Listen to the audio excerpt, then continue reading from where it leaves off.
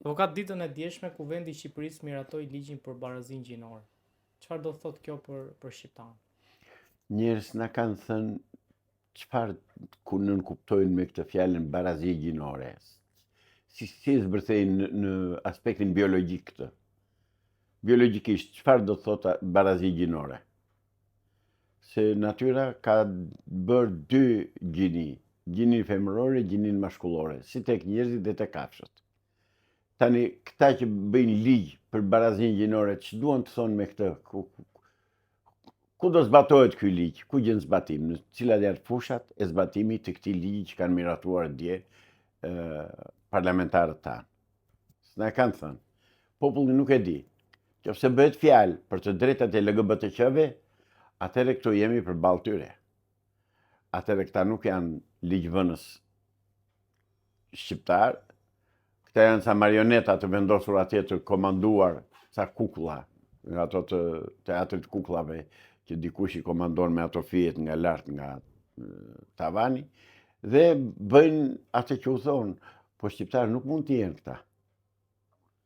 Pra, këta 76 vetë që kishin miratuar atë ligjin e barazisë gjinore, duhen të na thonë, kanë bërë barazi gjinore pra të Krishtit, që shtaj që quajnë atë, apo kanë bërë një ligj që ku i hyn popullit të punë. Ne nuk e dim për çfarë shërben ky ligj. Ku gjen zbatim ky ligj? Se nuk shoh ndonjë ligj që të mbrojnë prodhimet bujqësore shqiptare.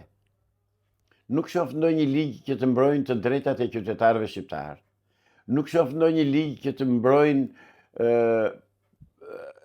ato eksportet shqiptare. Nuk shoh ligje të tilla që shërbejnë popullit, që shërbejnë fuqizimit të ekonomisë dhe qëndrimit të qytetarëve shqiptar në vendin e tyre, në adhëun e tyre. Përkundër, kanë bërë ligje që shqiptarët kanë marrë aratin. Pra, ky ligji i barazisë gjinore, ku gjen zbatim? Avokat, në fakt thuaj që ligji, po themi, thotë që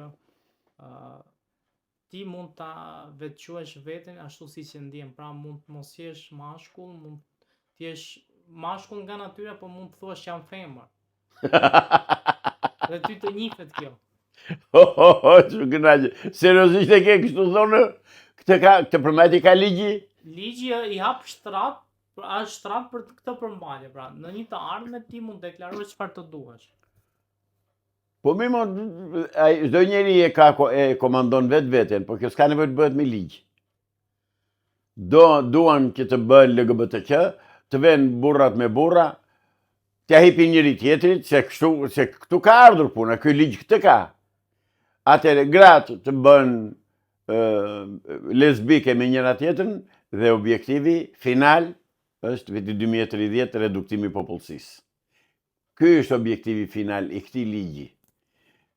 Këtu duan të arrijnë që të mos ketë shtesë popullsie, që shqiptarët të zhduken në faqedheut, raca e bardhë të eliminohet, edhe të bëhen kështu konglomerat turmbagtish, jo shoqëri njerëzore. Se shoqëria njerëzore deri më sot ka ardhur me ca ligje, me ca kanune, me ca rregulla të vendosura nga të parët tanë me mira breza. Se jeta nuk lindi dje kur thot diella. Jo zotëri, jeta ka miliona vjet që ka lindur njeriu, që është vendosur njeriu në këtë planet. Dhe gjatë këtyre miliona vjetëve ka ardhur siç ka ardhur deri më sot. Burri është bërë burr dhe gruaja është bërë grua. Ti shikosh trupat e tyre, qoftë burri, qoftë gruas, dallojnë nga njëri tjetri dhe bëhen bashkë vetëm kur duhet bërë bashkë. Pra, ç'ne ky ligj? Që do gjim barku këtyre, që do i barku këtyre për të bërë një ligj të tillë? Ore, ju them juve deputetëve shqiptarë, ore, jini njerëz ju apo sini? Si kjo talle që na bëni neve, pse na fyeni? Unë nuk ua kam dhënë votën dhe nuk do t'ua jap kur, po ata që ua kanë dhënë votën, si do t'i quani ata? Të dalën tani ata dhe të deklarojnë jam burr, po duhet të quhem grua, dhe jam grua, po duhet quhem burrë, po vendosni instrumentat biologjik që ndajnë burrin nga gruaja dhe jemi në rregull. Avokat, ju po thoni që në vetvete nuk është një ligj që bëhet për, po themi, aq sa janë të këtij komuniteti, por bëhet që në një të ardhme të zhduket popullsia shqiptare. Eksaktësisht, jo vetëm popullsia shqiptare. Duan të reduktojnë popullsinë e botës, nuk është vetëm për Shqipërinë. Por ne pak jemi, ku do vemi? Pra ne s'do kemi fare, nëse të tjerë paksohen, nëse anglezët për shembull nga 60 milion do bëhen 5 milion, prap ngelen. Ne s'do ngelemi. Ç'do lër pas ai Kristi ai i LGBT-qve? Si e ka ai? Ç'do lër pas? Ose ajo fëmra? Çfarë do lën pas ata, se këtë botë kanaru që të lën trashëgimtar? Ç'do lini pas ju LGBT-qt? A do ishte më e dura që ky ligj të kalonte në referendum? Por nuk e bën, nuk guxoj. Njëherë dale se më hapet temë tjetër tani.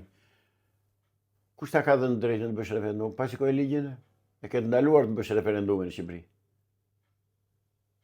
Ka ligj të posaçëm që ndalohet zhvillimi dhe organizimi i referendumeve kombëtare.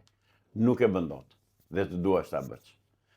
Por dhe ta bësh s'ka asnjë vlerë, se ai thot më ke dhënë votën mua ti, do bëj çfarë të më doj qefi mua tani, thot Edi Rama. Edhe bën që do qefi Edi Ramës.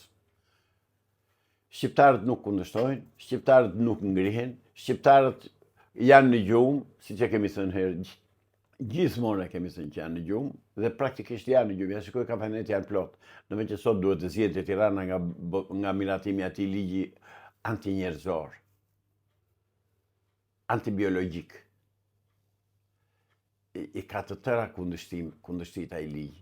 Ka vetëm Kristi Binerin, që quajnë atë, ka atë fëmrën, si dhe asaj që ja di emrin, që dalën ato me flamuj shumë ngjyrësh, dalën me, e kanë realizuar atë anën figurative, shiko trotuaret e Tiranës janë me ngjyrat e ylberit të këtyre LGBT-qve. I kanë bërë ata, të tëra duhen bërë. Ja kanë mbushur mendjen se pamja vizuale ka të bëjë shumë reklama. Tek psikologjia e njeriut, sidomos tek fëmijët. Dhe ata pikërisht këtu godasin, tek fëmijët. Avokat, si shpjegohet që Donald Trump pas erdhi në pushtet deklaroi hapur që unë jam vetëm për mashkull dhe femër? Është burr shteti ai mërzotëri. Ai është për familjen, ai është për të ruajtur familjen dhe racën dhe kombin dhe dinjitetin kombëtar. Nuk është ai për LGBT-qt. Nuk është pra të punë ai, po është ai në pushtet pra rrin kaq këta se do kishin bërë shumë më tepër akoma. Kush i financon këto shoqata që mbrojnë këto LGBT? Unë e di kush i financon, po se kam në dorë. Të tërë e dim, është sekret shoqëror. Dihet kush i financon. Financimet vijnë nga masonia botërore. Financimet vijnë nga Illuminati. Financimet vijnë nga Klaus Schwabja, se kemi Klaus Schwaben, që tha do të ka ta ndisin popujt të varfër, po do jenë të lumtur, do jenë të qeshur, të gëzuar. Dhe këtë eksperimentuan dhe realizuan në Shqipëri gjatë viteve të diktaturës komuniste. Shqiptarët s'kishin asnjë gjë, asnjë pronë, asnjë gjë, po ishin të lumtur. Shikojni dokumentarët e kohës, çka ka reklamuar Enver Hoxha për popullin shqiptar. Të lumtur sa s'ka ku të shkojë më. Kur erdhën studentët e Kosovës, në 81 këtu, mbas demonstratave që organizuan kundër Miloševićit, u habitin që këtu kishte një varfëri ekstreme. Ja, këtë duan të arrijnë. Shqiptarët kanë ikur, u kanë lënë pronët këtyre, i komandojnë këta. Jemi domethënë në mizerabilitetin më të madh që mund të ketë. Dhe masonët e kanë eksperimentuar këtë që duan të arrijnë, e kanë bërë me kohën Shqipëri.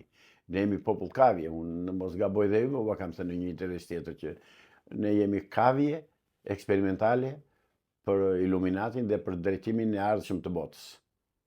Shpresoj, kam shumë shpresë, tek popujt evropian, shpresoj tek grekët, tek italianët, tek francezët, tek hungarezët, tek popujt që kanë tradit, veçanërisht tek hungarezët dhe gjermanët, natyrisht hungarezët dhe gjermanët, edhe austriakët. Shpresoj që këtë gjë ta kundërshtojnë dhe të mos e realizojnë. Megjithatë, ata kanë gurin dhe arrën dorë. Do paguajnë siç kanë paguar deri tani që të vihen në pushtet në krye të këtyre shteteve njerëz të hurit e litarit, si puna e këtij sharlatani që na qeveris neve, dhe që shqiptarët janë të gëzuar me të, edhe do të realizojnë qëllimet e tyre. S'kemi gjë, janë forcë madhore, ajo që kemi në dorë neve është fjala, të themi se jemi dakord. Pastaj edhe mund të na vrasin, dhe mund të na varin, dhe mund të na mbyesin, mund ta i bëjnë të tëra se kanë forcën në dorë. Ne s'kemi gjë, ne vetëm fjalën kemi. Avokat, do të kaloj te një temë tjetër. Belinda Balluku bën një javë sot që kur ishte në SPAK ku u more pandeu. Ndërkohë ka dalë dhe dosja para 2 ditësh ku aty dile që flitej me varësin e vet lidhur me tendrat që do jepej me mënyrën si që do shpallej fituesi. Realisht, a besoni që Balluku do jap dorëheqjen? Njëherë Balluku nuk e jep dorëheqjen për një arsye themelore. Nuk e lë Edi Rama të jap dorëheqjen.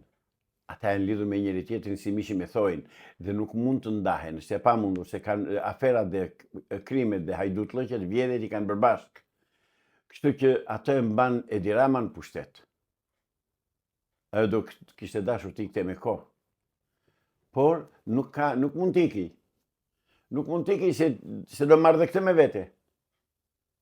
Se hajdutllëqet i kanë përbashkë, vjedhet i kanë përbashkë, se nuk është 1 e 2. Po është e tërë dikasteri që ajo drejton e Ministria e Transporteve, që është ajo e rrugëve, më të thash. Të gjitha rrugët e Shqipërisë janë bërë me vjedhje të lahtarshme, me çmime astronomike që nuk i bën asnjë vend i botës, asnjë vend i zhvilluar i botës, jo më do t'i bëjë Shqipëria me ato çmime.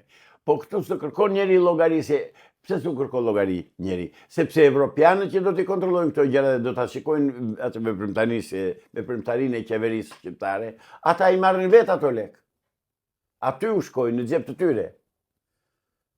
Pra nuk ka kush të kërkojë hesap. Dhe ata do vazhdojnë të vjedhin sepse dhe objektivi i vën nga Klaus Schwab apo nga Christine Lagarde, që është ajo që tha moshat e treta janë barë rënd për ekonominë, janë të tilla që ne të na varfërojnë, ndaj bën këto. Prandaj nuk e çajnë kokën ata. Ata tani zihen kush do rri kush të iki dhe hanë për karrike me njëri tjetrin. Tani lufta është Erion Velia me këtë Ballukun, me Belinda Ballukun. Bëjnë luftë për karrikes, bëjnë luftë për drejtësi dhe për lekun e popullit, jo zotëri. Po ka ta mendoni që ka gisht Veliaj në që Belinda Balluku more panteon? Në të tëra ka gisht Veliaj. Jo ka gisht. Veliaj ka denoncuar dhe ka deklaruar të gjitha aferat dhe maskarallëqet që kanë bërë bashkë. Dhe përpasoj, qoftë Veliaj, qoftë Balluku, qoftë Rama, janë që të tre protagonistët kryesorë në vjedhjen e lekëve të popullit, në vjedhjen e pasurisë kombëtare. Pra, po të marrësh, të bësh një analizë të ecurisë deri tanishme të pushtetit Shqipëri, të partisë në pushtet, do shikosh që këtu vetëm është vjedhur. Del tani Edi Rama dhe kopjon të tjerë që thonë do ngrëm pensionet, do t'i bëjmë aqe, do t'i bëjmë kaq. Del dhe Edi Rama tani dhe thotë dhe ai tani do ngrëm pensionet e do shtojmë rrogat e tjera e tjera. Deklaroi dje 307.000 punonjës të shtetit. Ore, por në një popull, në një shtet me më pak se 1,5 milion banor, ke 300.000 në punës, që bëhet kështu? Dalën 12 hajdute, 13 kapetan, thot populli.